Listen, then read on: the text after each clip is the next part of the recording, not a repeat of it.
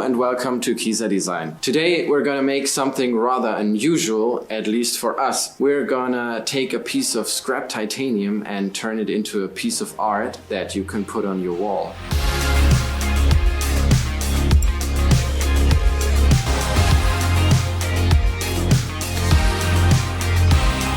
Usually we're pretty focused on watch design. I mean, of course, we're a watchmaking company, but in general, we are people who are looking for the beautiful things in life. Whether it's everyday objects like furniture, cars, clothing, graphic design, or visual arts. Sometimes beauty doesn't even require perfection. Sometimes the beauty lies in the imperfection. That's something I became even more aware of during our last workshop event. And what I like to do on such occasions is to show some titanium scrap that is left over from machining our watch parts. One of our guests was totally fascinated by the shapes that are created by the milling machine in the metal sheets. He even asked if he could have some of the leftovers because he would like to hang it on the wall because he thinks it's so beautiful. What I really like about the idea is that our guest values the craftsmanship behind our watches and he wants something that resembles that. So I'd like to turn this piece of titanium that was left over from machining the buckles and turn it into a piece of art.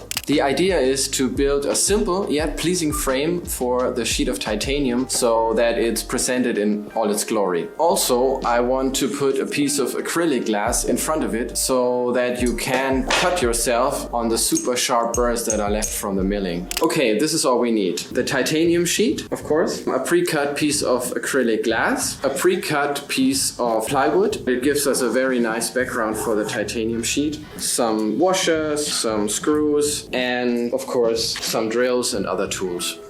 Okay, first let's mark the position of the holes where the screws are going to be.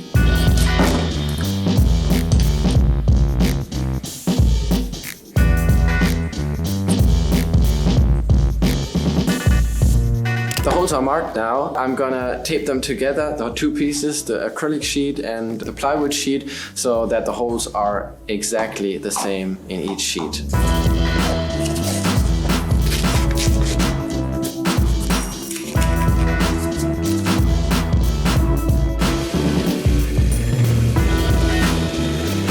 We've used a wood drill for drilling through the plywood, but now we're switching to a regular metal drill because it's better for drilling through acrylic glass. We're gonna turn down the speed of the machine because we don't want the acrylic glass to melt.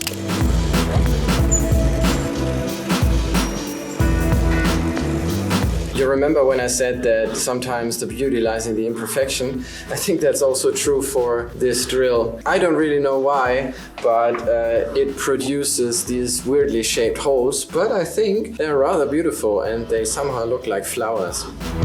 In watchmaking, no parts are readily available. You always have to adapt an existing part to suit your needs, or you have to manufacture a custom part. Oh yes, they are too long. Here you can see Carolyn, the goldsmith, using a micro rotor with a diamond disc to cut the screws. Carolyn puts the screws in a device which is basically a handle with a collet chuck, which works very nicely. But for us, these wood screws are huge compared to the screws we normally use in watchmaking anyway. As you can see, they fit perfectly now. We've screwed the titanium leftovers onto the plywood board. Now we just need to mount the acrylic glass. Let's put in the screws and then I have something special up my sleeve.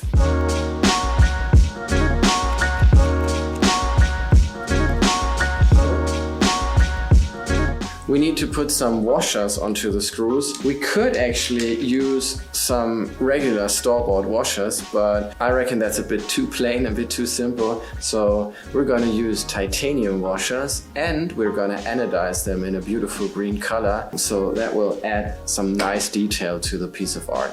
Carolyn is sitting down at the watchmaker's lathe. Another beautiful machine we use that is at least 50 years old, but still a lovely piece of equipment to work with. She puts the washer in a stepped collet chuck and carefully applies a radial graining with abrasive paper. The sides are finished with a micro rotor. For the anodizing to properly work, the part needs to be 100% clean. They spend a little while in the ultrasonic cleaner to get rid of the coarse dirt from grinding. Once rinsed to wash off the remaining detergent, the parts are put on titanium hooks and go through a number of special cleaning and degreasing baths. In principle, anodizing is a straightforward process. You put a piece of titanium in an electrolytical bath, run some current through it, but in reality, it takes a lot of experience to get it right. If you have this experience, you can already tell by the bubbles forming on the parts if something isn't quite right. By the way, green is one of the most difficult colors to get right, especially when you always want to achieve the exact same shade of green. But as you can see, the results speak for themselves. Okay, the green titanium washers are ready. Now we have everything to put the piece together, add the washers, and then just put the nuts on, and then we're done.